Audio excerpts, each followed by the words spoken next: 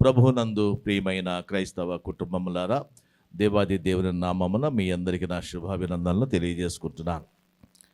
పోయిన వారము మనం ఏం మాట్లాడుకున్నామో మీకు ఎవరికైనా గుర్తుందా? పోయిన వారం మనం ఏ మాటలు, ఏ వాక్యము ధ్యానం చేసుకున్నామో గుర్తుందా? పోయిన వారము సిలువ గురించి, సిలువ విలువ గురించి మాట్లాడుకున్నాం.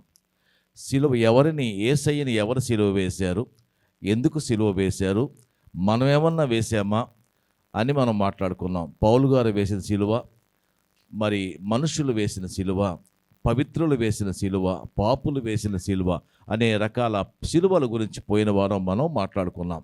ఈరోజు మనము సిలువ సంస్కృతిలో సిలువ విజయం ఎలాంటిది, అంటే సిలువ మీద మరణిస్తే ఏంటి లాభం, మనకి ఏంటి లాభం, ఎందుకు ఆయన సిలువలో చావాల్సి వచ్చింది, దాని వెనుక ఉన్న కథ ఏంటి మనం తెలుసుకుందాం.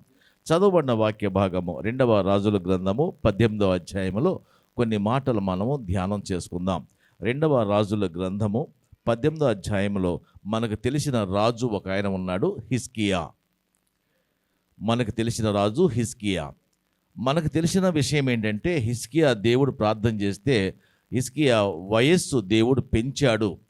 ఆ రోగం, మంచి మరణకరమైన రోగం వచ్చినప్పుడు రాజుగారు ప్రార్థన చేస్తే దేవుడు ఆయన మనసును మెచ్చి ఆయన ప్రార్థన అంగీకరించి ఆయనకు మరీ 15 సంవత్సరంలో వయస్సు పెంచాడు అని మనకు తెలుసు. కానీ అలా చేయటానికి, అంటే ఆయన వయస్సు పెంచడానికి ఆయన గొప్పతనం ఏంటి అనే మాటలు మనం తెలుసుకుంటే 18వ అధ్యాయంలో మొదటి నుంచి మనం చూస్తే ఆయన ప్రత్యేకత ఏంటో మనకు అర్థమవుతుంది. చూద్దాము, 2వ వచనం చూద్దాం. 2వ రాజుల గ్రంథము 18వ అధ్యాయము 2వ వచనము.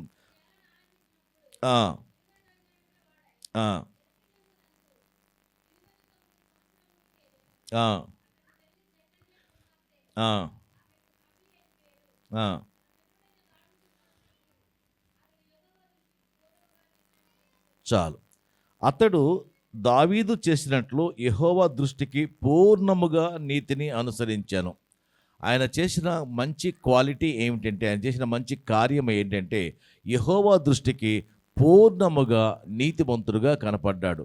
అంటే కొంతమంది అసంపూర్ణంగా ఉంటారు, కొంతమంది నీతికి పేరు చెప్పుకుంటారు, మేము నీతిమంతులం అని చెప్పుకుంటారు, కానీ నీతిగా ప్రవర్తించరు. అలా కాకుండా ఈయన సంపూర్ణముగా, టోటల్ సరెండరింగ్, అంటే తనను తాను పూర్తిగా సరెండర్ చేసుకుని సంపూర్ణముగా నీతిని అనుసరించను. ఉన్నత స్థలములను కొట్టివేసి విగ్రహములను పడగొట్టి దేవతా స్తంభములను పడగొట్టి మోషే చేసిన ఇత్తడి సర్పమును చిన్న భిన్నములుగా చేసెను. అది అతని గొప్పతనం. ఏం చేశాడంటే ఉన్నత స్థలములను పడగొట్టాడు. ఉన్నత స్థలములను కొట్టివేయటం అంటే దేవుణ్ణి మనం ఉన్నతంగా ఆశించి కొండల మీద, పర్వతాల మీద పూజలు చేస్తాం కదా, అవన్నీ కొట్టివేశాడు. కొండల మీద ఉన్న ఆ దేవతా విగ్రహాలన్నీ కూడా కొట్టివేశాడు. తర్వాత ఆయన విగ్రహములను పగలగొట్టి, అంటే భూమి మీద మనుషులు చేసే విగ్రహారాధన, ఎవరైతే ఏది విగ్రహారాధన చేస్తున్నారో ఆ విగ్రహాలన్నీ కూడా కొట్టివేశాడు, పగలగొట్టాడు. తర్వాత దేవతా స్తంభములను పడగొట్టి, దేవతకు గుర్తుగా కొంతమంది కొన్ని దేవత స్తంభములు నిర్మిస్తుంటారు. ఈ స్తంభం పలానా దేవత, ఈ స్తంభం పలానా దేవత, ఈ పిల్లర్ పలానా దేవత అని చెప్పేసి పిల్లర్స్కి దేవతల పేర్లు పెట్టి ఆరాధించే సమయం అది. అప్పుడు ఆ పిల్లర్స్ అన్ని పడగొట్టి ఆ దేవత ఆరాధన అంతా ఆపేశాడు. తర్వాత ఇంకేం చేశాడంటే, మోషే చేసిన ఇత్తడి సర్పమును చిన్న భిన్నములుగా చేశాను. ఇక్కడ మోషే చేసిన ఇత్తడి సర్పం ఎందుకు ఉంది? మోషే చేసిన ఇత్తడి సర్పం నిర్గమకాండములు ఎక్కడో ఉండాలి. ఇక్కడ ఎందుకు ఉందంటే, వాళ్ళు ఆచరిస్తున్నారు, వాళ్ళు ఆయన ఆ ఇత్తడి సర్పాన్ని పూజించడం మొదలుపెట్టారు. ఎవరైనా సరే ఎందుకు ఒక వ్యక్తిని లేదా ఒక అంశాన్ని ప్రార్థన చేస్తారంటే, మేలు కలిగితే దానికి వందనాలు చెల్లించే విధంగా పూజలు చేస్తారు. ఉదాహరణకి మనము అగ్ని అంటే మనకు భయము, అందుకే ఏం చేస్తాం, అగ్నికి ఒక పేరు పెట్టి అగ్నిదేవుడు అని చెప్పి ప్రార్థన చేస్తాం, పూజ చేస్తాం. దాని అర్థం ఏంటంటే, ఈ అగ్ని వల్ల నాకు ప్రమాదం రాకుండా ఉండనుగాక అని. లేదంటే వర్షము మనకి ఇబ్బంది, వర్షం రాకూడదు, వర్షం వస్తే మునిగిపోతాం, అందుకని వర్షానికి ఒక పేరు పెట్టి అదొక దేవతగా భావించి పూజలు చేస్తాం. అలాగా మనకు నచ్చిన విషయాన్ని లేదా మనకు మేలు కలిగించే విషయాన్ని ఒక దేవతగా భావించి పూజలు చేస్తాం. అంతవరకు ఎందుకు, తల్లిని లేదా సినిమా యాక్టర్లను కూడా పూజలు చేసే రోజులు ఇవి. ఒక నచ్చిన సినిమా యాక్టర్ ఉంటే ఆమెకు ఒక గుడి కట్టి ఆమెకు పూజలు చేస్తున్నారు ఇంకా మన పక్క రాష్ట్రం వాళ్ళు. అంటే నచ్చిన దానికి గుడి కట్టి పూజ చేస్తే అది దేవుడు అవుతాడా? కది అలా చేసిన కార్యక్రమాలన్నీ కూడా ఈ హిజ్కియా రాజు కాల్చివేశాడు, కొట్టివేశాడు, కూల్చివేశాడు. అవి ఏవి కూడా అక్కడ ఉండకుండా చేశాడు. ఇత్తడి సర్పం కూడా పగలగొట్టాడు. తర్వాత ఇజ్రాయేలీలు నెహుష్టాను పేరు పెట్టి దానికి ధూపము వేయిచు వచ్చిరి. అదే మోషే చేసిన ఇత్తడి సర్పానికి వాళ్ళు ఒక పేరు పెట్టారు, నెహుష్టాను అని పేరు పెట్టారు. ఆ పేరు పెట్టి వాళ్ళు ఏం చేస్తున్నారు, దానికి ధూపము వేయచ్చు వచ్చిరి. ధూపం అంటే ఏంటి? మీకు ఎవరికైనా ధూపం గురించి తెలుసా? ధూపము అంటే ఏంటి అమ్మా? నిప్పుల మీద సాంబ్రాణి వేస్తే పొగ వస్తుంది కదా, ఆ పొగ ధూపము. ధూపం అంటే పొగ. ఎలా వస్తుందంటే నిప్పుల మీద సాంబ్రాణి కానీ ఇంకేదన్నా కానీ వేస్తే ఆ పొగ వస్తుంది. వాళ్ళు ఇటువంటి ఆరాధన చేసేవాళ్ళు. మోషే చేసిన ఇత్తడి సర్పాన్ని పెట్టుకొని అదే దేవతను, ఎందుకంటే ఆ రోజుల్లో ఇత్తడి సర్పం చూసి చాలామంది బతికారు. అందుకని వీళ్ళు అప్పటి నుంచి ఆ ఇత్తడి సర్పాన్నే ప్రథమ దూతగా దేవతగా భావిస్తూ నమస్కారాలు చేస్తూ వచ్చారు, దానికి పూజలు చేస్తూ వచ్చారు. దానిని ఈ కాలంలో హిజ్కియా కాలంలో కొట్టివేశాడు. అది పూజలు చేయకూడదు అని చక్కగా చెప్పాడు. సో విగ్రహారాధన చేయవద్దని, వాళ్ళ నాన్న మాట కాదని దావీదు మాట ఫాలో అయ్యాడు హిజ్కియా రాజు. హిజ్కియా రాజు తండ్రి మంచివాడు కాదు, ఆయన విగ్రహారాధన చేసేవాడు. కానీ హిజ్కియా మాత్రము వాళ్ళ నాన్న మాట కాదని, వాళ్ళ సంప్రదాయాలను కాదని కొట్టివేసి ఈయన ప్రత్యేకంగా తనకు తాను దావీదుతో పోల్చుకొని ఆ కార్యక్రమాలన్నీ కూడా కాల్చివేశాడు. అందుకే ఆయన చేసిన ప్రార్థన యెహోవా తండ్రి ఆలకించాడు. నీ ప్రార్థన నా ప్రార్థన ఎందుకు ఆలకించట్లేదు దేవుడు అంటే, మనం నీతిగా ప్రవర్తించము. అప్పుడేదో అవసరమైతే ప్రభు అంటాము, అవసరం తీరిపోతే మానేస్తాము. కాబట్టి మన ప్రార్థన యేసయ్య అంగీకరించడు. వాళ్ళు అంటే హిజ్కియా రాజుగా చేసిన ప్రార్థన ఎంత మంచి ప్రార్థన, ఎంత బలవర్ధకమైన ప్రార్థన అంటే, ఆ ప్రార్థన యేసయ్య విని రేపు ఆయనకి ఏదో అవసరం వచ్చినప్పుడు, ఆయన మరణకరమైన రోగం వచ్చినప్పుడు ప్రభువా అని ప్రార్థన చేస్తే ఈ వెంటనే రిప్లై ఇచ్చి ఆయన ఆయుష్ 15 years పెంచాడు. మాట మనం జ్ఞాపకం చేసుకుందాం. ఆయుష్ మనం పెంచుకోవచ్చా? మన ఆయుష్ మనం పెంచుకోవచ్చా? లేదా దేవుడిని అడిగితే దేవుడు అంటే మనం పెంచుకోవచ్చా, దేవుడు పెంచుతాడా? సో దేవుడే పెంచుతాడు. మనం దేవుడిని అడగాలి, ప్రభువా నా ఆయుష్ పెంచమని. మీకు తెలిసిన ఎవరైనా బైబిల్లో ఉన్నారా ఆయుష్ పెంచుకున్న వాళ్ళు? హిజ్కియా ఉన్నాడు. ఇంకా చనిపోయి లేచిన ప్రతి వాడు ఆయుష్ పెంచుకున్నట్టే కదమ్మా. చనిపోయి లేచిన వాళ్ళందరూ కూడా ఆయుష్ అందరూ పెంచుకున్న వాళ్ళే. కాబట్టి లాజరు ఆయుష్ పెంచుకున్నాడు. నినివే పట్టణస్థులందరూ ఆయుష్ పెంచుకున్నారు. ఎవరైతే మరణించి లేచారో వాళ్ళందరూ కూడా ఆయుష్ పెంచుకున్నట్లే. ఆ విధంగా దేవుడు మన ఆయుష్ పెంచగలడు. కానీ ఎందుకు పెంచాలి? ఏం చేస్తావు నువ్వు భూమి మీద బతికి? నువ్వు బతకడం వల్ల నీకు కానీ దేవుడికి కానీ లోకానికి కానీ ఏమైనా మేలు ఉందంటే చేస్తాడు దేవుడు. నీ ఆయుష్ తప్పకుండా పెంచుతాడు. మనము బతకాలను కోరుకుంటాము కానీ నీతిగా బతకాలను కోరుకోము.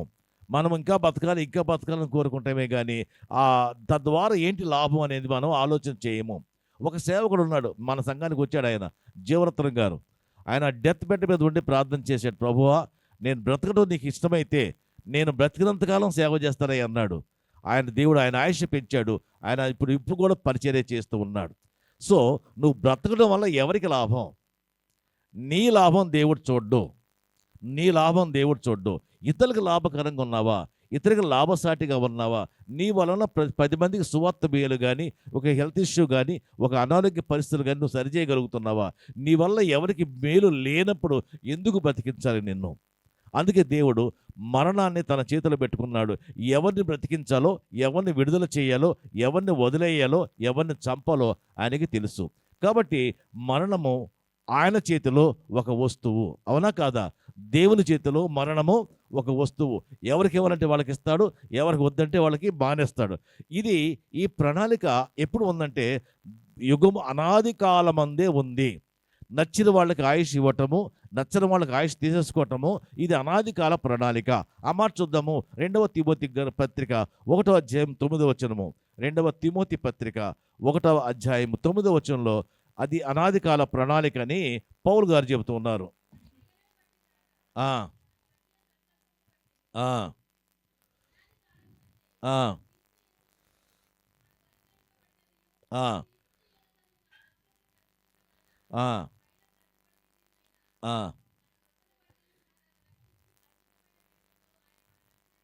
ఎస్.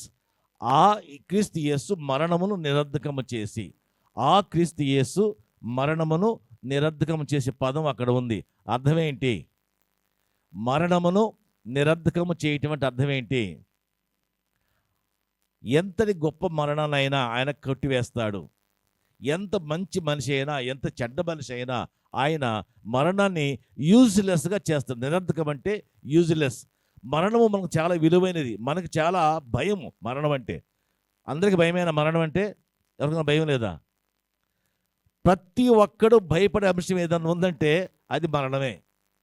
భూమి మీద ఎవడైనా సరే భయపడే అంశం ఏదన్నా ఉందంటే అది మరణమే. ఆ మరణాన్ని యూజ్లెస్గా చేశాడు యేసయ్య. ఆ మరణాన్ని నిరర్ధకముగా చేశాడు. ఎందుకంటే ఆయన తన చేతిలో పెట్టుకొని ఈ మరణం ఎవరికి ఇవ్వాలా, ఎవరికి ఇవ్వకూడదని చెప్పేసి ఆయన ఆలోచన చేస్తూ ఉన్నాడు. అందుకే అన్నాడు, క్రీస్తు యేసు మరణమును నిరర్ధకం చేసి జీవమును అక్షయతను సువార్త వలన వెలుగులోనికి తెచ్చాను. మరణాన్ని నిరర్ధకం చేశాడు. సువార్త వల్ల ఏమొస్తుందంటే జీవము, అక్షయత వస్తుంది. ఈ రెండు కూడా ఆయన వెలుగులోకి తీసుకొచ్చాడు. ఎవరంటే ఆయన ఈ క్రియ, ఈ ప్లాన్ ఎప్పుడుందంటే అనాది కాలంలోనే. ఈ ప్లాన్ ఎప్పుడుంది అంటే దేవుడు ఎప్పుడు ఉన్నాడో, ఆయన చేతిలో ఫుల్ పవర్స్ ఎప్పుడైతే ఉన్నాయో అప్పటి నుంచి మరణాన్ని కంట్రోల్ చేయగలిగిన శక్తి యేసయ్యకు ఉంది. మరణాన్ని కంట్రోల్ చేయగలిగిన శక్తి యేసయ్యకు ఉంది. ఒక మాట చెప్తాను. యేసయ్యను శిలువ మీద చంపారా? మనుషులు చంపారా? ఆయన చచ్చిపోయాడా? మనుషులు చనిపోయారా? ఆయన చచ్చిపోయాడా? యేసయ్యను శిలువ మీద చంపింది ఎవరు? రోమీయుల, ప్రధాన యాజకుల, శాస్త్రుల, పరిసయ్యుల, సోల్జర్సా? లేక ఆయన చనిపోయాడా? ఎస్. ఆయన ప్రాణం ఎప్పుడైనా పెట్టగలడు. ఆయన ప్రాణం ఎప్పుడైనా తీసుకోగలడు. ఆయన వాలంటరీగా చనిపోయాడు. అందుకే గుర్తేంటి? ఒకటే మాట, నా ఆత్మను నీ చేతికి అప్పగించుకుంటానని చెప్పి మరణించాడు. ఆ మాట బైబిల్లో ఉంది. యోహాను సువార్త 10వ అధ్యాయము 18వ వచనం చూద్దాం. యోహాను సువార్త 10:18. ఎస్. ఎవడును నా ప్రాణము తీసుకోడు, నా అంతటా నేనే దాన్ని పెడుతున్నాను. దాన్ని పెట్టుటకును తిరిగి తీసుకున్నటకును నాకు అధికారం కలదు. ప్రాణం పెట్టడానికి, ప్రాణం తీసుకుంటానికి అధికారం కలిగిన వాడు ఒక్కడే ఒకడు భూమి మీద. ఆయన ఎవరంటే యేసుక్రీస్తు. యెహోవాకు లేదా? యెహోవాకు లేదా ఆ శక్తి? యెహోవాకు లేదు. ఎందుకంటే ఆయన మానవుడు కాదు కాబట్టి. మానవుడిగా పుట్టిన యేసుక్రీస్తు మాత్రమే ఆ శక్తి ఉపయోగించగలడు. తాను ఎప్పుడైతే చావాలనుకుంటాడో అప్పుడు చనిపోతాడు. ఎప్పుడు చావకూడదు అనుకుంటాడో అప్పుడు చావలేడు. ఆయన ఎవరు కూడా చంపలేరు. ఓకే, ఇక మాట మనం జ్ఞాపకం చేసుకుందాం. యెషయా గ్రంథము 53వ అధ్యాయము 10వ వచనము. యెషయా గ్రంథము 53:10లో ఒక మాట చూద్దాం. చాలు. ఇక్కడ యెహోవాకు లేని శక్తి యేసయ్యకి ఇచ్చి దేవుడు యెహోవా యేసయ్యను భూమి మీదకి పంపించాడు. యెహోవా యేసయ్యను భూమి మీదకి పంపించి అదేమిటంటే ఆ భూమి మీద పంపించిన యేసయ్యను నలగగొట్టడానికి యెహోవాకు ఇష్టమాయను. ఎందుకు? యెహోవా యేసుక్రీస్తు ఎందుకు నలగొడుతున్నాడంటే చెప్తున్నా కదా, మరణించడం వల్ల మేలుందంటే దేవుడు జీవింపజేస్తాడు, మేలు లేదంటే తీసేస్తాడు. యేసుక్రీస్తు వల్ల మేలు ఉంది కాబట్టి భూలోకాన్ని పంపించి ఆ మేలు అందరికీ ప్రకటిస్తున్నాడు. ఏమిటి ఆ మేలు? కింద చూడండి, 53:10 అధ్యాయం కింద చదువుదాం. ఆయన అతనికి వ్యాధి కలుగు చేశాను. ఆయన తన్ను తానే అపరాధ పరిహారార్థ బలి చేయగా అతని సంతానము చూచును. ఎవరి సంతానం చూస్తున్నారు? యేసయ్య సంతానం. యేసయ్యకి పెళ్ళి కాకపోతే సంతానం ఎక్కడ చూస్తారు? సంతానం అంటే ఆత్మీయ సంతానము. ఎవరైతే యేసు వైపు తికరణ శుద్ధిగా చూస్తారో, ఆ ఇత్తడి సర్పం వైపు ఎవరైతే ఏకాగ్రతగా చూశారో వాళ్ళందరూ ఎలా రక్షణ పొందారో, ఎలా బ్రతికారో, మనం కూడా సిలువ వైపు స్వయంగా చూస్తే మనం బ్రతుకుతాము. సిలువ వైపు తీక్షణంగా చూస్తే మనం బ్రతుకుతాము. అందుకనే మనమందరం కూడా ఆయన సంతానం అవుతాము. ఈ మాట చక్కగా చెబుతున్నాడు యెషయా గారు. అతడు దీర్ఘాయుష్మంతుడగును, యెహోవా ఉద్దేశము అతని వలన సఫలమగును. యేసుక్రీస్తు వయసు ఎంత? మరి యెషయా ఏమన్నాడు? అతడు దీర్ఘాయుష్యుడు అవుతాడు. ఫిజికల్గా ఆయన మనిషిగా 33 సంవత్సరాలు జీవించాడు, కానీ ఆయన వయసు ఇప్పటికీ కూడా కొనసాగుతూ ఉంది. ఆయన దేవుడు కాబట్టి ఆయన దీర్ఘాయుష్మంతుడు. ఆయనకు దీర్ఘాయుష్ ఉంది. ఆయన ఉద్దేశములు, యెహోవా ఉద్దేశములు అతని వలన సఫలమగును. యెహోవా ఉద్దేశములు అతని వలన సఫలమగును. ఈ మాట మనము ఖచ్చితంగా తెలుసుకుందాం. దేవుని ఉద్దేశం నెరవేర్చిన వాడు యేసుక్రీస్తు ఒక్కడే. సరే, అంటే ఇప్పుడు మనం ఏం నేర్చుకున్నాము? విజయాన్ని, మరణాన్ని యెహోవా తండ్రి కంట్రోల్ పెట్టుకున్నాడు. అలాగే యేసయ్య కూడా మరణాన్ని తన కంట్రోల్లో పెట్టుకున్నాడు. ఎప్పుడు మరణించాలప్పుడు మరణించగలడు, ఎప్పుడు కాదంటే అప్పుడు తీసుకొచ్చుకోగలడు. అలాగే మనుషులను కూడా ఆయన బ్రతికించగలడు, మనుషులను కూడా ఆయన చంపగలడు. అయితే ఒక మాట చూద్దాం. మరి యేసుక్రీస్తు సిలువలో ఎవరిని ఓడించాడు, ఎవరిని గెలిపించాడు? యేసుక్రీస్తు సిలువలో ఎవరిని ఓడించాడు, ఎవరిని గెలిపించాడు? సాతాను ఓడించిన మాట ఎక్కడైనా బైబిల్లో ఉందా? దేవుడు సాతాన్ని ఓడించాడు అనే మాట బైబిల్లో ఎక్కడైనా ఉందా? లేదు. మనిషిని గెలిపించిన సంగతి ఎక్కడైనా ఉందా? చూద్దాము ఆ మాట. లూకా సువార్త 22వ అధ్యాయము 43వ వచనము. లూకా సువార్త 22:43.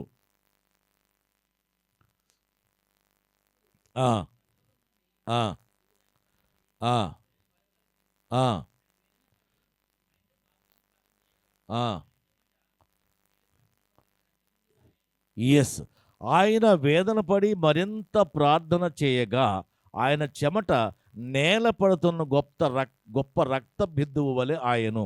అంటే హై లెవెల్ టెన్షన్ పడ్డాడు యేసయ్య అక్కడ. ఆ రక్తమంతా చెమటగా నారి కారి నేల మీద పడుతూ ఉంది. ఆ సంగతి మనం మాట్లాడుకున్నాం. అంటే ఆయన మరణాన్ని కంట్రోల్ చేసుకుని ఆ రాత్రి యేసయ్య సైతాన్ని గెలిపించాడు. మీకు ఎలా తెలుస్తుందంటే మనం గమనిస్తాము. సిలువ మీద యేసయ్య చనిపోయినప్పుడు సైతాను ఓడిపోలేదు. సిలువ మీద యేసయ్య చనిపోయినప్పుడు సైతాను ఓడిపోలేదు. ముందు రోజు రాత్రి గెత్సెమనే తోటలోనే సైతాను ఓడిపోయాడు. గెత్సెమనే తోటలోనే తండ్రి కుమారులిద్దరూ ప్రార్థనలు చేసుకున్నారు. తండ్రి కుమారులిద్దరూ ఏమని తండ్రి కుమారుడు ఏమన్నాడు? తండ్రి, నీ చిత్తమైతే ఈ గిన్నె నా యుద్ధ నుంచి తొలగించము అన్నాడు. దేవుడు అన్నాడు, తొలగించడం కుదరదు, ఆ గిన్నెలు త్రాగు అన్నాడు. అంటే అర్థం ఏంటంటే, నువ్వు ఇతరుల కొరకు, ప్రజల కొరకు మరణించాల్సిందే అని చెప్పినప్పుడు యేసయ్య యాక్సెప్ట్ చేశాడు. యాక్సెప్ట్ చేయటం వలన ఏమైందంటే సైతాను ఓడిపోయాడు.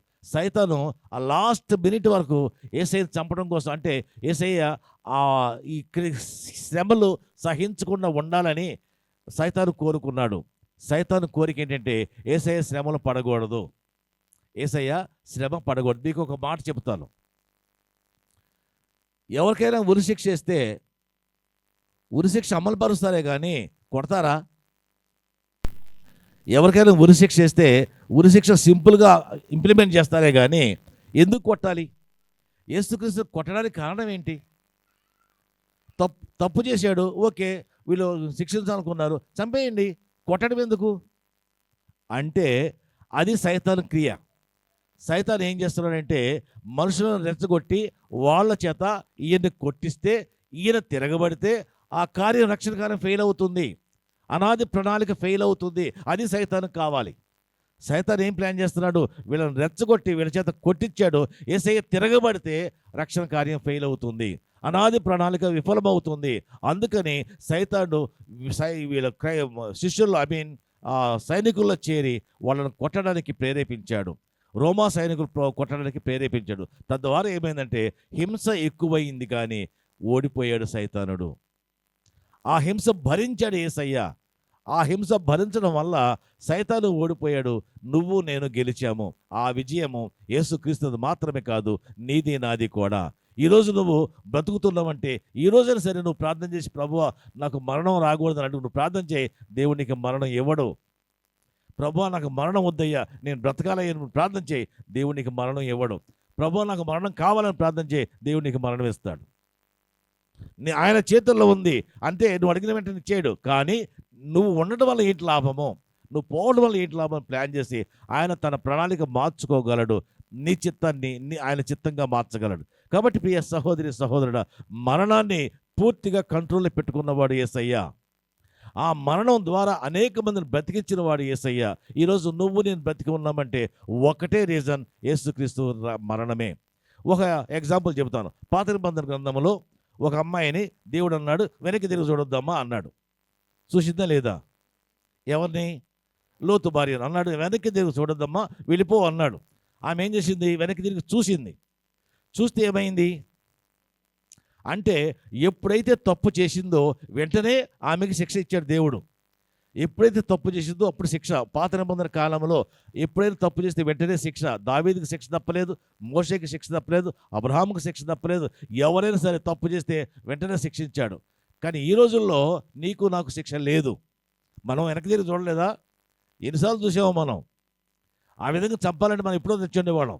దేవుడు మనల్ని విడుదల చేస్తున్నాడు. ఎందుకంటే ఈ మధ్యలో యేసుక్రీస్తు వచ్చి నీకోసం నాకోసం సిలువలో మరణించాడు. పాత నిబంధన కాలంలో చాలామంది మరణం అనుభవించారు. మన కాలంలో మనం అంత ఈజీగా మరణం అనుభవించలేదు. దేవుడు మనకి టైం ఇచ్చాడు. దేవుడు మనకి టైం ఇచ్చాడు. ఒక సామెత ఉంది, పాపి చిరాయువు అంటే అర్థం ఏంటి? పాపి చిరాయువు అంటే అర్థం ఏంటి? పాపం చేసిన వాడు ఎక్కువ కాలం బతుకుతాడు. ఎందుకు? టైం ఇస్తున్నాడు దేవుడు వాడికి. అరే ఎప్పుడన్నా మారరా, ఎప్పటికైనా మారరా. వాడు అంటే బతికినంత కాలం దేవుడు తప్పు చేసి అంటాడేమోనని వాడికి టైం ఇస్తున్నాడు దేవుడు. ఆ టైంలో వాడు బ్రతికి బాగుపడాలి, తన చిత్తాన్ని తన ఉద్దేశాన్ని మార్చుకోవాలి. అలా లేకపోతే ఓడిపోతాడు. ఇచ్చిన టైం కూడా వాడు వాడుకోలేకపోయాడు. పాత నిబంధన కాలంలో టైమే లేదు. కొత్త నిబంధన కాలంలో విస్తారమైన టైం ఉంది. మనం మార్చుకోవచ్చు, మన పద్ధతులు మార్చుకోవచ్చు. ఆ విధంగా సిలువలో యేసయ్య చనిపోక ముందు రాత్రే గెత్సేమనే తోటలోనే సైతాను ఓడిపోయాడు.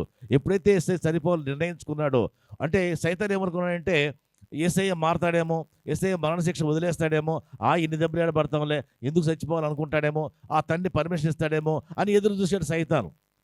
కానీ యేసయ్య అన్నాడు, నేను శిక్ష భరిస్తాను, ఆ దెబ్బను నేను తింటాను, ఆ మరణం నేను అనుభవిస్తాను. ఒప్పుకున్న తర్వాత సైతానికి అర్థమైంది, ఇక తప్పదు, నేను ఓడిపోతున్నాను అని. ప్రియ సహోదరి, that is called cross culture, శిలువ సంస్కృతి. శిలువ ద్వారా నీకు వచ్చిన సంస్కారం ఏంటంటే నీకు మరణం పెరిగింది. నీ లైఫ్ టైం పెరిగింది. దేవుడు నీకు అవకాశం ఇస్తున్నాడు. ఇంకో మాట చూద్దాము. హోషేయ పత్రిక 13వ అధ్యాయం 14వ వచనము. హోషేయ గ్రంథము 13వ అధ్యాయం 14వ వచనము. హోషేయ 13:14.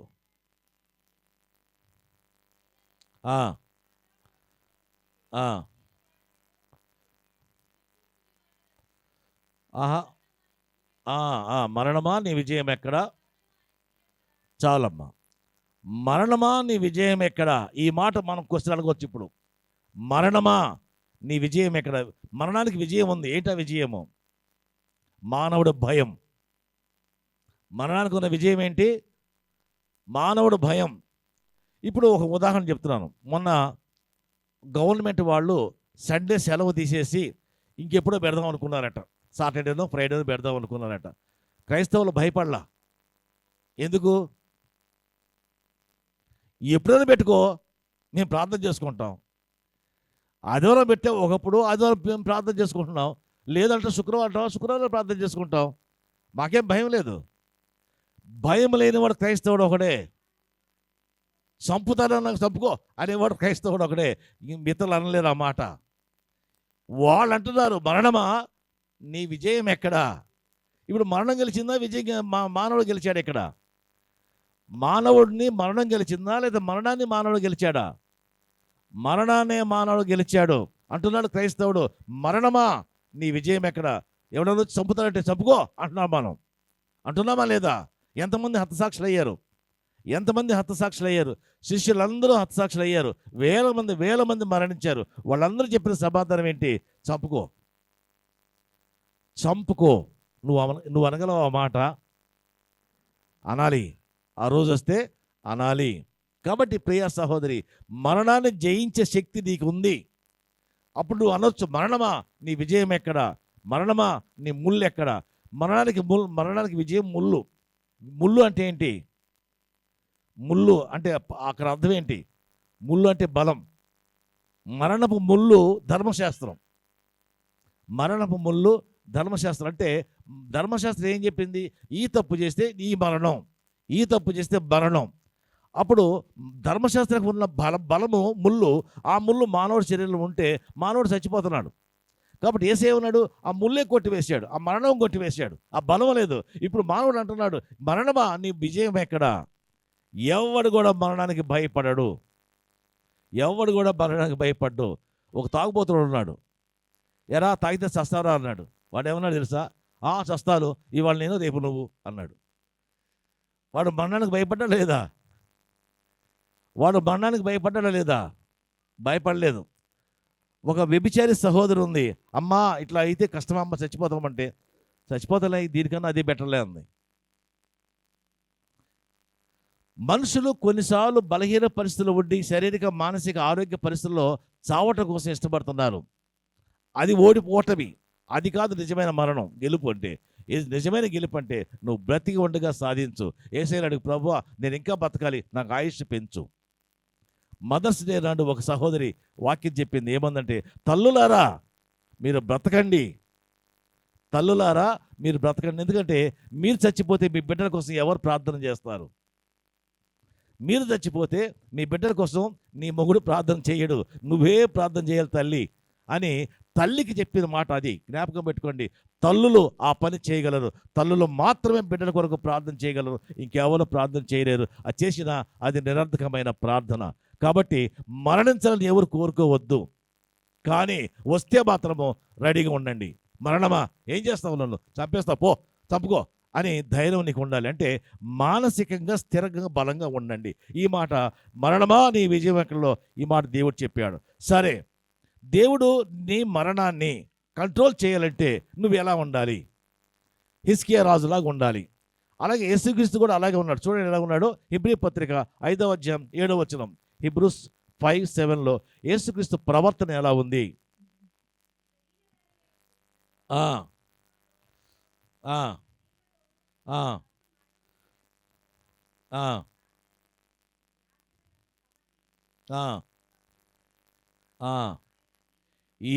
ఆయన అంగీకరించబడ్డాడు. అక్కడ ఒక మాట ఉంది, శరీరధారి అయి ఉన్న రోజులలో. అంటే అర్థం ఏంటి?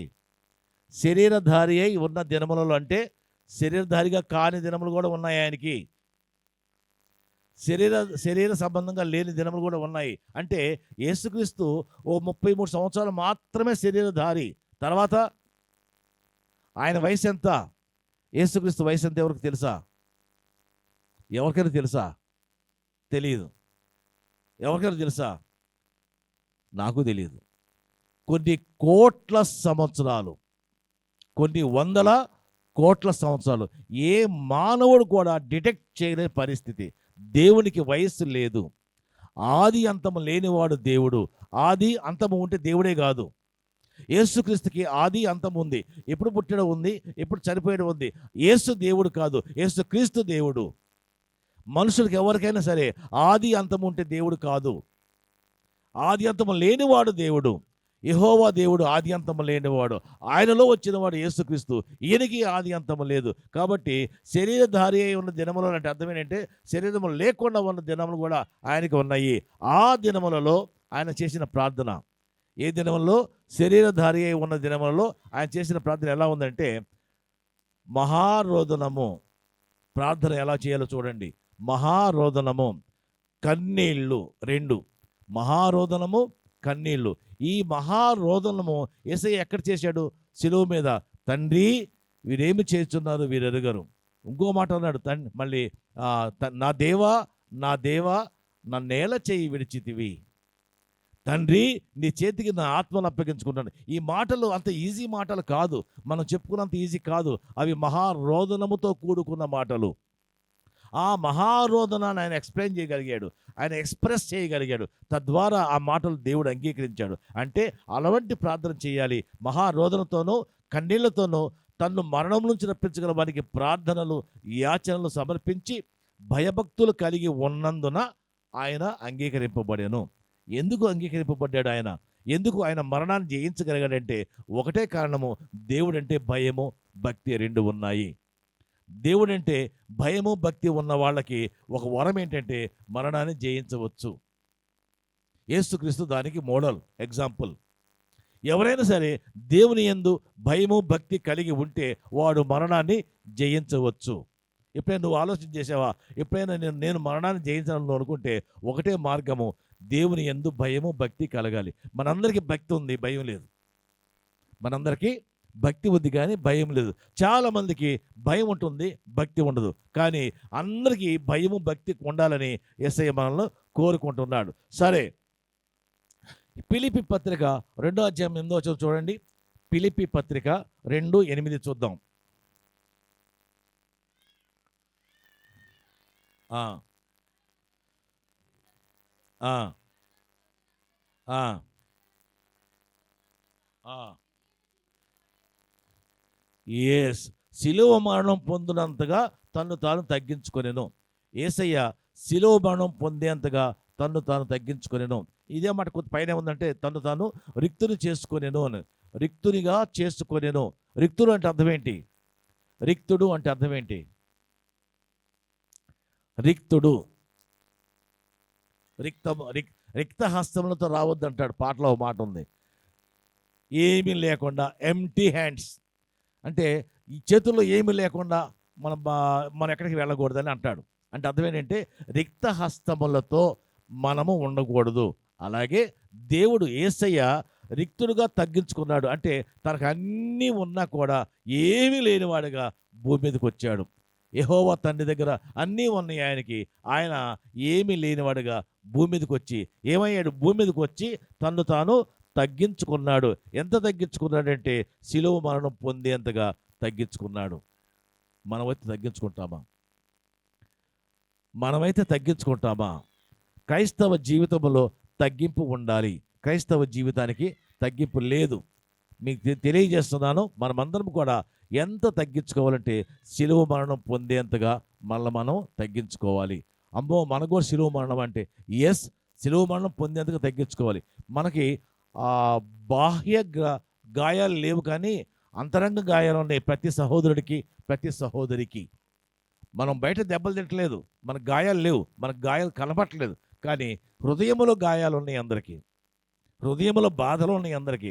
ఎవరికి బాధలు లేవు చెప్పండి? ఇక్కడ కూర్చుని మీ అందరికీ కష్టాలు ఉన్నాయి. కష్టాలు లేని వాళ్ళు ఎవరు లేరు. ప్రపంచంలో భూమి మీద ఉన్న ప్రతి వాడికి కూడా కష్టాలు ఉన్నాయి. కష్టం లేని వాడు ఎవడో లేడు. అంత మాత్రాన నేను చావుతానని అనుకోకూడదు. కానీ దాన్ని గెలవాలి. మరణాన్ని గెలవాలంటే ఒకటే మార్గము, హిజ్కియా రాజులాగా మనం కూడా ఆయన సన్నిధిలో ఆయనకి ఇష్టం వచ్చిన రీతిగా ప్రవర్తిస్తే ఆయన మన చేతికి మరణాన్ని హ్యాండ్ ఓవర్ చేస్తాడు. యేసుక్రీస్తు కూడా అలాగే మరణం కొరకు తను తాను సంపూర్ణంగా తగ్గించుకున్నాడు. ఇంకొక మాట చూద్దాం మనము. ఎఫెసీ పత్రిక 2వ అధ్యాయం 15వ వచనం. ఎఫెసీ 2:15.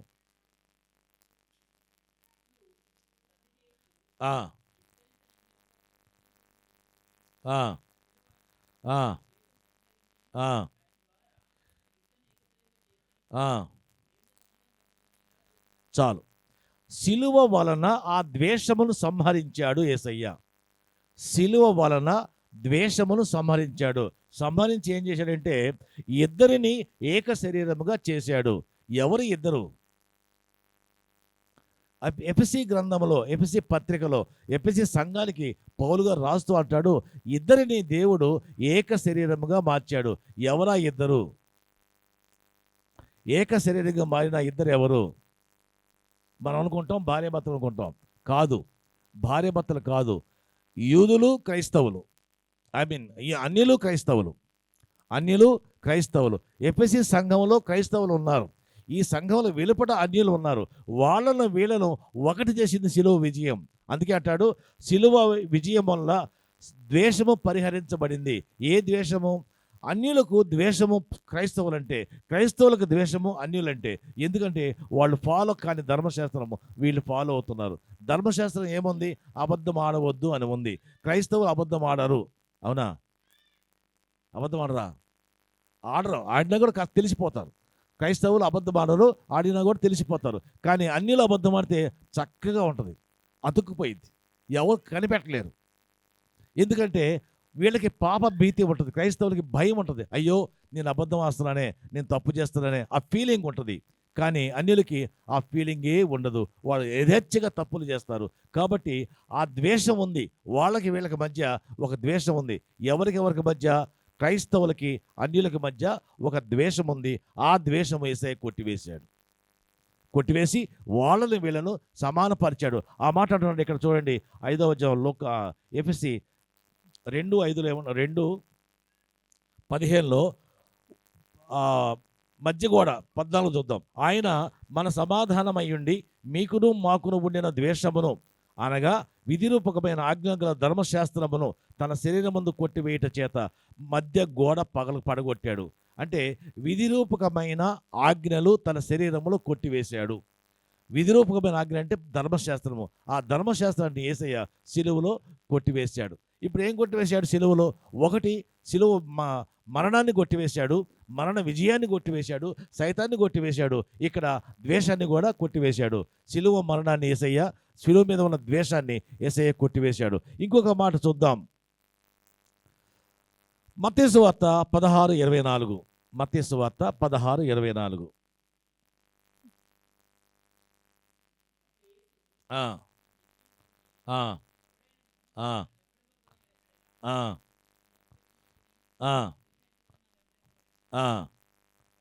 చాలు చాలు 16:24.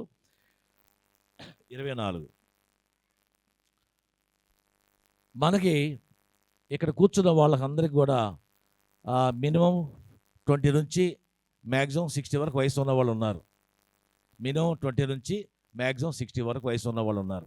అంటే ఒక్కొక్కళ్ళు 16 గుడ్ ఫ్రైడేలు చూసి ఉంటారు, లేదా 20-60 గుడ్ ఫ్రైడేలు చూసి ఉంటారు. మీరు ఎన్ని గుడ్ ఫ్రైడేలు చూసారో మాకు తెలియదు, మీరు ఎన్నిసార్లు ఈస్టర్ పండుగ చేశారో నాకు తెలియదు. కానీ మీరు ఎప్పుడైనా మరణాన్ని జయించారా? ఇన్ని గుడ్ ఫ్రైడేలు చేశారు కదా, ఇన్నిసార్లు 7 మాటలు మాట్లాడుకున్నాం కదా, ఇన్నిసార్లు ఉపవాసం ఉన్నాం కదా, ఇన్నిసార్లు ప్రభువా అని పాటలు పాడాం, 7 పాటలు పాడాం, ప్రభువా అని సిలువ శ్రమలు భరించాం, ఉపవాసాలను ప్రార్థన చేశాం, ఏమి సాధించాం? మరణాన్ని కంట్రోల్ చేయగలిగారా? చేయలేదు. సైతాన్ని కంట్రోల్ చేయగలిగారా? చేయలేదు. అప్పుడు నీకు వాడికి తేడా ఏంటి? వాడు ఉన్నాడు, వాడు కూడా 40 రోజులే ఉపవాసం ఉంటాడు, వాడు 41తో అన్ని తప్పులు చేస్తాడు. నువ్వు కూడా అలా చేస్తే ఏంటి నీకు వానికి తేడా? మీ ఇద్దరు ఏం చేస్తున్నారు? మీకు వారికి మధ్య తేడా ఏంటి? ఏమీ లేదు. మనము మరణాన్ని గెలవలేకపోయాం. అందుకే యేసయ్య ఒక మాట అంటున్నాడు, నువ్వు ఇలా చేస్తావని యేసయ్య ఒక మాట చెప్తున్నాడు. ఏం చెప్తున్నాడు చూడండి, మత్తయి సువార్త 16:24. ఎవడైనను నన్ను వెంబడింప గోరిన ఎడల తన్ను తాను ఉపేక్షించుకొని తన సిలువనెత్తుకొని నన్ను వెంబడించవలెను. ఎవడైనను నన్ను వెంబడింప గోరిన ఎడల తన్ను తాను ఉపేక్షించుకొని తన సిలువను ఎత్తుకొని వలెను. సిలువను ఎత్తుకొని వెంబడించాలి. సో వెంబడించడం ఎలాగో? యేసుక్రీస్తుని మనం ఎలా వెంబడించాలి? ఎవరైనా సరే సిలువను ఎత్తుకొని వెంబడించాలి. సిలువను ఎత్తుకొని వెంబడించాలి.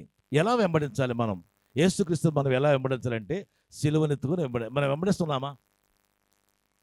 మన యేసుక్రీస్తుని వెంబడించేటప్పుడు సిలువను ఎత్తుకుంటున్నామా? లేదు. ఏదో పాట పాడాలి, పాడదాం, ఏదో ప్రార్థన చేయాలి, చేద్దాం, ఏదో లెంటన్ డేస్లో 40 డేస్ ఉండాలి, ఉంటున్నాం, అంతే తప్ప ఎక్కడ కూడా మనకి చలనం లేదు. క్రైస్తవ జీవితాలు పేరుకే కానీ మన క్రైస్తవ జీవితాలు కాదు. ఒకవేళ యేసయ్య ఇప్పుడు వస్తే మనకన్నా అన్యుడు ముందు లేసిపోతాడు, అన్యుడు జాగ్రత్త పడతాడు, మనం జాగ్రత్త లేదు. మీరు గమనించండి, అన్యుడు ఒక బ్రాహ్మణుడు కానీ, ఒక రెడ్డి కానీ, ఒక కమ్మ కులస్తుడు కానీ రోడ్డు మీద పోయేటప్పుడు ఒక టెంపుల్ కనిపిస్తే ఆగి చెప్పులిప్పి లోపలికి వెళ్ళి గుంజీలు తీసి నమస్కారం పెట్టి వెళ్తాడు.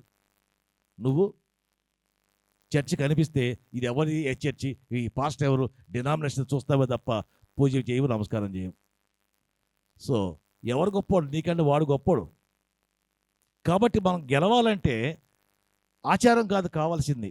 ఇన్నిసార్లు ఇన్ని క్రిస్మస్లు చేశాం కదా, ఇన్ని గుడ్ ఫ్రైడేలు చేశాం కదా, ఏంటి లాభం? లేదు, ఏమి లాభం లేదు. మరణాన్ని గెలిచావా? సైతాన్ని గెలిచావా? ద్వేషాన్ని గెలిచావా? లోకాన్ని గెలిచావా? ఏమీ చేయనప్పుడు ఎందుకు బ్రతుకుతున్నాం మనం? ఎందుకు మన క్రైస్తవ జీవితాలు ఒకసారి మనం ప్రశ్నించుకుంటే మన క్రైస్తవ జీవితాలు శూన్యం. ప్రభు అంటాను ఇక్కడ, ఎవరైతే సిలువ ఎత్తుకోకపోతే వాడు నా వాడు కాడు. ఇంకొక మాట చూడండి, లూకా సువార్త 14:27. లూకా 14:27.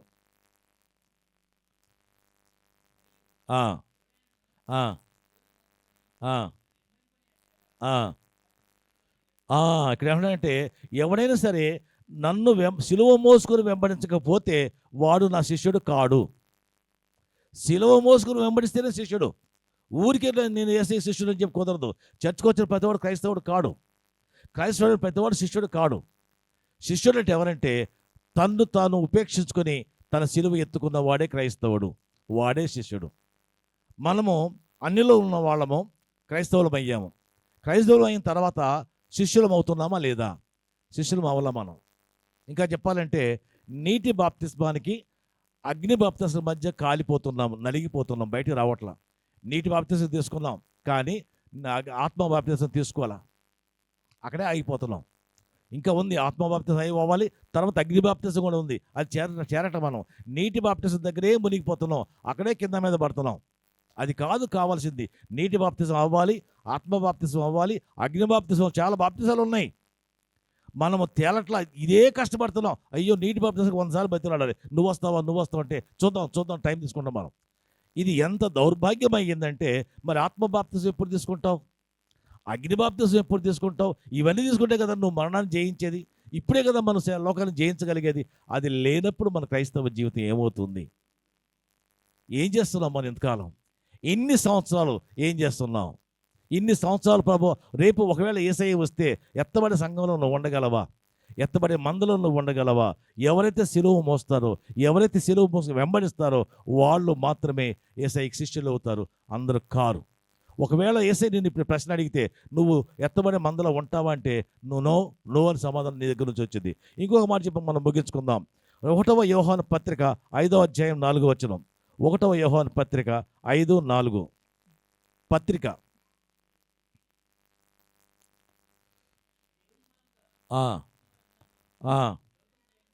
ఎస్, దేవుని మూలముగా పుట్టిన వాళ్ళందరూ లోకమును జయించుదురు. తర్వాత లోకమును జయించిన విజయము మన విశ్వాసమే. ఒక మాట మీకు తెలియజేస్తాను.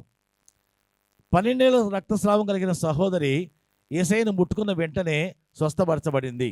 అప్పుడు యేసయ్య ఏం చెప్పాడు? ఆమెకు చెప్పిన మాట ఏంటి? అమ్మా, నీ విశ్వాసమే నిన్ను స్వస్థపరిచింది. యేసయ్యను అంటే ఆ రోగిని స్వస్థపరిచింది విశ్వాసమా యేసయ్య? యేసయ్య స్వస్థపరచల వల్ల యేసయ్య ఆమెను టచ్ చేయాలి, ఆమెను ప్రార్థన చేయాలి, ఆమెకి ఏం మేలు ఇవ్వాల. కానీ ఆమె విశ్వాసం ఆమెను బ్రతికించింది. ఇక్కడ మన మాట క్లియర్గా జ్ఞాపకం చేసుకుందాం. విశ్వాసం బ్రతికిస్తుందా లేకపోతే యేసయ్య బ్రతికిస్తున్నాడా? విశ్వాసమే బ్రతికిస్తుంది. ఇక్కడ అంటున్నాడు, ఆ విశ్వాసం లేకపోతే, ఆ విశ్వాసమే లోకాన్ని జయించే వారం అవుతాము. మనం లోక ప్రకారం పుడుతున్నామా, దేవుని ప్రకారం పుడుతున్నామా? లోక ప్రకారం పుట్టినవాడు ఇష్మాయేలు, వాక్యం ప్రకారం పుట్టినవాడు ఇస్సాకు. నువ్వు ఇస్సాకు సంతానమా, ఇష్మాయేలు సంతానమా? అందరూ ఇష్మాయేలు సంతానమే. ఒక్క మాట మనం దేవుడి మాట వినం కదా. మన ఇస్సాకు సంతానం చెప్పుకుంటున్నాం. యేసయ్య తిట్టాడు ఇజ్రాయేల్ అందరిని, పరిశీలందరినీ. మీరందరూ మా తండ్రి అబ్రహాం అనుకుంటున్నారు కానీ అబ్రహాం చేసే పని ఒకటే మీరు చేయలేదు అన్నాడు. వాళ్ళనే తిట్టాడు. సో తండ్రి అబ్రహాము, మా తండ్రి ఇస్సాకు, మా నాన్న మంచోడు అంటారు కానీ ఎవడు కూడా నాన్నకు పుట్టి పెట్టాడు. అప్పుడు ఏమవుతుంది? కాబట్టి ప్రియ సహోదరి, మా తండ్రి ఇస్సాకు, మా నాన్న అబ్రహాము అని చెప్పుకోవడం కాదు. వాళ్ళు చేసిన పనులను చేసి చూపిస్తే సంతానం అవుతావు, లేకపోతే సంతానం కావు. ఇక్కడ అంటున్నాడు మాట ఏంటంటే, మనమందరము దేవుని మూలముగా పుట్టిన వారందరూ లోకమును జయించదురు. ఎవరైతే ఆత్మ మూలంగా పుడతారో, ఎవరైతే వాక్య మూలంగా పుడతారో వాళ్ళు లోకాన్ని జయిస్తారు. వాళ్ళు సిలువను మోసుకుపోతారు. ఇంకొక మాట చెప్పి మనం ముగించుకుందాం. మత్తయి సువార్త 19:27 మత్తయి 19:27. ఆ, ఆ, ఆ, ఆ, అక్కడ ఈ పేతురు ఒక మాట యేసయ్యని అడుగుతున్నాడు. పేతురు గారు ఒక మాట అడుగుతున్నాడు. ఏమంటాడంటే, యేసయ్య, నువ్వు మమ్మల్ని రమ్మన్నావు, మేము వచ్చాం, మా వలలు వదిలిపెట్టాం, మా వ్యాపారం వదిలిపెట్టాం, మా ఇల్లు బాకిలు వదిలిపెట్టాం, నీ దగ్గరకు వచ్చాం కదా, నాకేంటి లాభం అడుగుతున్నాడు. మీరు అడిగారు ఎప్పుడంటారా యేసయ్యని? పేతురు మన ప్రశ్న అడుగుతున్నాడు. నేను అన్నీ విడిచిపెట్టి వచ్చాను కదా, నాకేంటి లాభం? కనీసం ఇదని అడగండి యేసయ్యని. యేసయ్య, మేము ప్రార్థన చేస్తున్నాం కదా, మాకేంటి లాభం? పేతురు అడిగాడు, యేసయ్య, మేము నిన్ను అన్ని విడిచిపెట్టి నీ దగ్గరకు వచ్చాం కదా, మాకేంటి లాభం అంటే యేసయ్య చెప్తున్నాడు, ఏమని చెప్పండి? నన్ను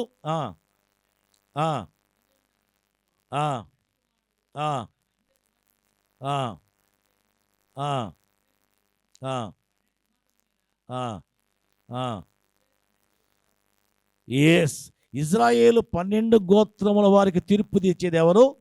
ఈ 12 శిష్యులే. ఇజ్రాయేలు ఎవరు? ఎప్పుడో పాతకాల మనుషులు, ఆది కాండంలో ఉన్న ఇజ్రాయేలీలు. ఆ ఇజ్రాయేలు 12 గోత్రముల వారికి, 12 గోత్రములు అంటే ఎవరు? యాకోబు సంతానం 12 మంది కదా, ఆ ఒక్కొక్క ఒక గోత్రం కదా. ఆ 12 గోత్రముల వారికి తీర్పు తెచ్చేది ఎవరంటే యేసుక్రీస్తు కాలంలో వచ్చిన ఈ శిష్యులే. ఎంత ఆధిక్యత దేవుడిచ్చాడు వాళ్ళకి. యేసుక్రీస్తుని ఎంటీగా వెంబడించిన వాళ్ళు, ఏమీ లేకుండా అన్ని వదిలిపెట్టి వచ్చిన వాళ్ళు, వాళ్ళకి ఆధిక్యత దేవుడు ఇస్తారంటే పరలోకములో నా ప్రక్కన మీరు కూర్చొని జడ్జిమెంట్ ఇస్తారు. ఎవరికి? యాకోబు వారి 12 గోత్రముల వారికి, 12 డిసెండెంట్స్కి, 12 జనరేషన్స్కి మీరు జడ్జిమెంట్ ఇస్తారు. దేవుడు ఎవరి దగ్గర ఫ్రీగా తీసుకోడు. నీ దగ్గర భక్తి ఫ్రీగా తీసుకుంటే నీకు తిరిగి భుక్తి, రక్తి 2 ఇస్తాడు. ఎవరి దగ్గర యేసయ్య ఫ్రీగా తీసుకోడు. నువ్వు భక్తి చూపిస్తే నీకు తగిన విలువ ఇస్తాడు. యేసయ్య ఈ 12 మంది శిష్యులకు సమాధానం ఇస్తున్నాడు. పేతురు అడిగాడు, చెప్తున్నాడు, పేతురు, ఇదిగో నువ్వు నన్ను నమ్మావు కాబట్టి నేను నీకు ఇచ్చే గిఫ్ట్ ఏంటంటే పరలోకమందు జడ్జిమెంట్ టైంలో నా ప్రక్కన కూర్చొని 12 గోత్రాలకు మీరు తీర్పు తీరుస్తారు. సో మనమందరము మరణాన్ని జయించాలి. గోత్రకర్తలకు తీర్పు తెచ్చే వాళ్ళగా ఉండాలి మనం.